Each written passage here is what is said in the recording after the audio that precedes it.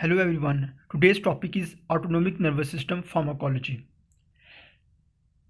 जैसा कि हम प्रीवियस वीडियोस में पढ़ चुके हैं ऑटोनोमिक नर्वस सिस्टम एक मोटर सिस्टम होता है जो जिसे विज़रल इफरेंट सिस्टम भी कहा जाता है और इसको हमने एनाटॉमिकली एंटेरिक सिस्टम, सिंपैथेटिक और पैरासिम्पैथेटिक सिस्टम में डिवाइड किया था और उनके बारे में डिटेल्स हमने वीडियोस में पढ़ी हैं।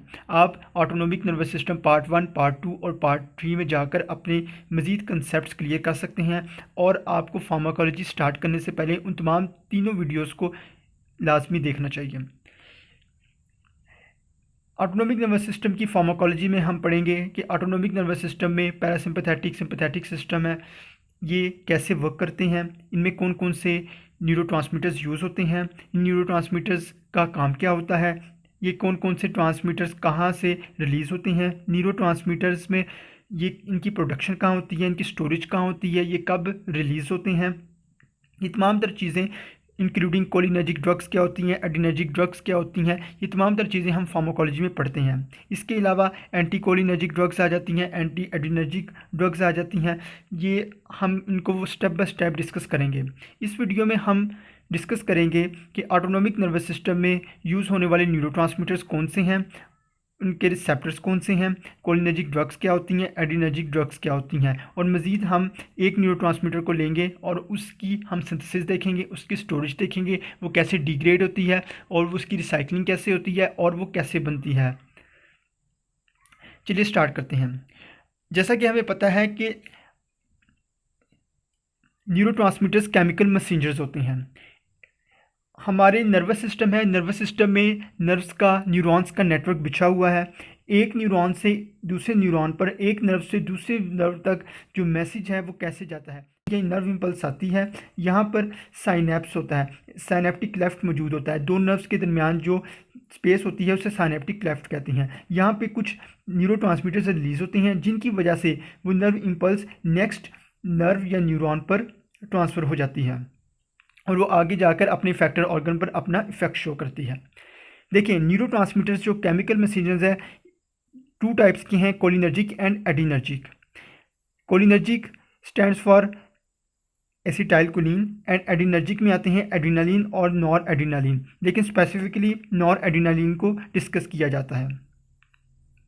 Cholinergic drugs and adrenergic drugs ऐसी ड्रग्स जो कि ऐसे रिसेप्टर्स पर काम करें जो कि एसिटाइलकोलिन की रिलीज़ की वजह से एक्टिवेट होते हैं, उन्हें कोलिनर्जिक ड्रग्स कहते हैं। और एडिनर्जिक ड्रग्स ऐसे ड्रग्स होते हैं जो ऐसे रिसेप्टर पर काम करते हैं जाकर जो कि नॉर एड्रीनालिन या एड्रीनालिन की प्रोडक्शन की वजह से एक्टिवेट होते हैं। फॉर एग्जांपल देखें, यहाँ से नर्व इम्पल्स आ रही है, यहाँ पे न्यूरोट्रांसमीटर मौजूद है। Let's suppose there is acetylcholine, यहाँ एसिटाइलकोलिन मौजूद है, या एसिटाइलकोलिन रिलीज़ हुई है। ये एसिटाइलकोलिन रिलीज़ हुई है, यहाँ पर जो पोस्ट साइनेप्टिक न्यूरॉन या नेक्स्ट न्यूरॉन कह सकते हैं, इस पर कुछ रिसेप्टर्स मौजूद हैं। अगर इस पे एसिटाइलकोलिन के रिसेप्टर्स मौजूद हैं तो इससे बाइंड करेंगे इन रिसेप्टर से और अपना जो मैसेज है वो नेक्स्ट पोस्ट साइनेप्टिक न्यूरॉन के ज़रिए आगे ट्रांसफ़र हो जाएगा। अब जो मुख्तलिफ ड्रग्स मार्केट में यूज़ होती हैं, जिन्हें कोलिनर्जिक ड्रग्स भी कहते हैं, एडिनर्जिक ड्रग्स भी कहते हैं, वो कैसे फंक्शन करते हैं, वो कैसे जाके बाइंड करते हैं, रिसेप्टर्स क्या होते हैं, इनको हम स्टेप बाय स्टेप डिस्कस करेंगे। अभी हमारा पॉइंट ऑफ कंसर्न ये है कि कोलिनर्जिक और एडिनर्जिक न्यूरोट्रांसमीटर्स कौन सी होती हैं। कोलिनर्जिक ट्रांसमीटर्स जो एसिटाइलकोलिन को रिलीज़ करते हैं और एडिनर्जिक न्यूरोट्रांसमीटर्स होते हैं जो कि एड्रीनालिन या nor adrenaline, specifically nor adrenaline को रिलीज़ करते हैं। यहाँ से अब अगर रिसेप्टर्स होते हैं, टू टाइप्स के रिसेप्टर्स हैं। इसी बेस पर न्यूरोट्रांसमीटर की डिवीजन की बेस पर, क्योंकि यहाँ पे न्यूरोट्रांसमीटर रिलीज़ हो रहा है, अगर पोस्ट साइनेप्टिक जो न्यूरॉन है उस पर मौजूद रिसेप्टर्स होंगे। अगर यहाँ पे एड्रीनालिन है रिलीज़ हो रहा है तो अगर यहाँ पर अगले न्यूरॉन पर अगर एड्रीनालिन या नॉन एड्रीनालिन के रिसेप्टर्स मौजूद होंगे तभी वो बाइंड करेगा और मैसेज आगे ट्रांसफ़र होगा। अगर एसिटाइलकोलिन रिलीज़ हो रहा है तो अगर पोस्ट साइनेप्टिक न्यूरॉन पर अगर एसिटाइल कोलिन के कुछ रिसेप्टर्स मौजूद हैं तो तभी उसके साथ बाइंड करके मैसेज को आगे ट्रांसफ़र करेगा। इसको हम डिटेल में डिस्कस बाद में करेंगे। रिसेप्टर्स होते हैं कोलिनर्जिक और एडिनर्जिक रिसेप्टर्स। कोलिनर्जिक रिसेप्टर्स ऐसे रिसेप्टर्स होते हैं जिन पर एसिटाइल कोलिन आकर बाइंड करती है, और एडिनर्जिक रिसेप्टर्स ऐसे होते हैं जिन पर एपिनेफ्रिन या नॉर एपिनेफ्रिन या जिन्हें एड्रीनालिन और नॉर एड्रीनालिन कहते हैं वो आकर बाइंड करते हैं।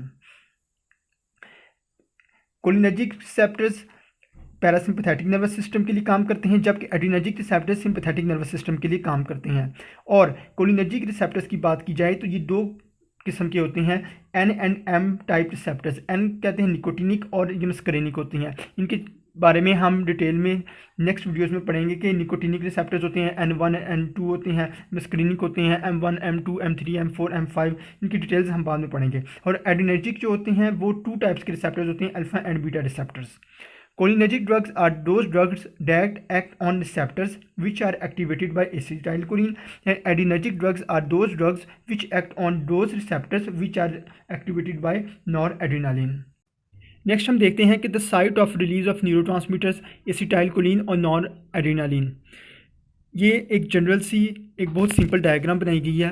ये ब्रेन है, ब्रेन स्टेम है, स्पाइनल कॉर्ड है। हमें पता है कि स्पाइनल कॉर्ड से मैसेज जा रहा है, यहाँ से न्यूरॉन्स जो जनरेट हो रही हैं और ये अपने मुख्तलिफ सिस्टम्स में लाइक सिंपैथेटिक सिस्टम में, सोमैटिक सिस्टम में, पैरासिम्पैथेटिक सिस्टम में ये मुख्तलिफ इफेक्ट शो करती हैं और कौन कौन से न्यूरोट्रांसमीटर्स किस किस पॉइंट पर रिलीज़ होते हैं हम उनको देखेंगे। लेकिन एक जनरल सा एक रिव्यू ले लेते हैं। मज़ीद आप autonomic nervous system part 1, part 2 और पार्ट 3 की वीडियोज़ को जाकर अपने कॉन्सेप्ट क्लियर करने के बाद आप इसको समझने की कोशिश करेंगे तो ये बहुत ज़्यादा आपके लिए सिंपल हो जाएगा। Let's have a review. Spinal cord में से एक न्यूरॉन निकल रहा है जिसे प्री गैंग्लियोनिक न्यूरॉन कहते हैं। ये साइनेप्स करता है गैंग्लियन के अंदर, यहाँ पर अपना न्यूरोट्रांसमीटर रिलीज़ करते हैं। ये न्यूरोट्रांसमीटर रिलीज़ होने के बाद मैसेज नेक्स्ट न्यूरॉन जो वहाँ से ओरिजिनेट हो रही होती है गैंग्लियन में से, उसको पोस्ट गैंग्लियोनिक या पोस्ट साइनेप्टिक न्यूरॉन कहते हैं। वो जाकर अपने इफेक्टर ऑर्गन के करीब वहाँ पर गैंग्लियन में न्यूरोट्रांसमीटर को एक केमिकल मैसेंजर को रिलीज़ करते हैं। वो अपने इफेक्टर ऑर्गन के ऊपर मौजूद रिसेप्टर्स के साथ बाइंड करके अपना इफेक्ट शो करते हैं। In parasympathetic system pre ganglionic neuron भी एसिटाइलकोलिन को रिलीज़ करेगा और पोस्ट गैंग्लियोनिक न्यूरॉन भी एसिटाइलकोलिन को रिलीज़ करेगा। In sympathetic system pre ganglionic neuron acetylcholine को रिलीज़ करेगा, लेकिन जो पोस्ट गैंग्लियोनिक न्यूरॉन है वो नॉरएड्रेनालिन को या नॉरएपिनेफ्रिन को रिलीज़ करेगा। और in case of sweat glands pre ganglionic neuron acetylcholine को रिलीज़ करेंगे, जबकि पोस्ट गैंग्लियोनिक न्यूरॉन ये भी एसिटाइलकोलिन ही को रिलीज़ करेंगे, जैसा कि पैरासिम्पैथेटिक सिस्टम में देखा गया है। In case of adrenal medulla, जो एड्रीनल मेड्यूला जो किडनीज़ के ऊपर एड्रीनल ग्लैंड्स प्रेजेंट होते हैं, उसका स्पेसिफिकली पार्ट एड्रीनल मेड्यूला, जब उसको टारगेट करेंगे तो जो न्यूरॉन आ रहा है ये आकर एसिटाइलकोलिन को रिलीज़ करेगा। In case of somatic system, और जैसा कि हमें पता है कि सोमैटिक सिस्टम ऐसा सिस्टम है जो वॉलेंट्री एक्शंस को कंट्रोल करता है, like contraction and relaxation of skeletal muscles etcetera. और हम इसमें एग्जांपल स्केलेटल मसल्स की ले रहे हैं, तो जो न्यूरॉन आकर स्केलेटल मसल्स को टारगेट करेगा और वहाँ पर जो न्यूरोट्रांसमीटर रिलीज़ होगा वो एसिटाइलकोलिन होगा। ये 2 पॉइंट्स आपको ऑटोनोमिक नर्वस सिस्टम की फार्माकोलॉजी को पढ़ते हुए फिंगर टिप्स पे होना चाहिए। All pre ganglionic autonomic fibres either sympathetic और parasympathetic and post ganglionic parasympathetic fibers, these are cholinergic, it means they release acetylcholine, whereas all post ganglionic sympathetic fibers are adrenergic, that is they release adrenaline or noradrenaline, except sweat glands and hair muscles which are cholinergic, which release acetylcholine. In simple words, अगर हम sympathetic fibres की बात करें तो sympathetic fibres हमें पता है pre ganglionic and post ganglionic हैं। All pre ganglionic sympathetic fibers are cholinergic, whereas all post-ganglionic sympathetic fibers are adrenergic, except sweat glands and hair muscles. जबकि अगर हम पैरासिम्पैथेटिक फाइबर्स की बात करें तो all pre-ganglionic and post-ganglionic parasympathetic fibers are cholinergic.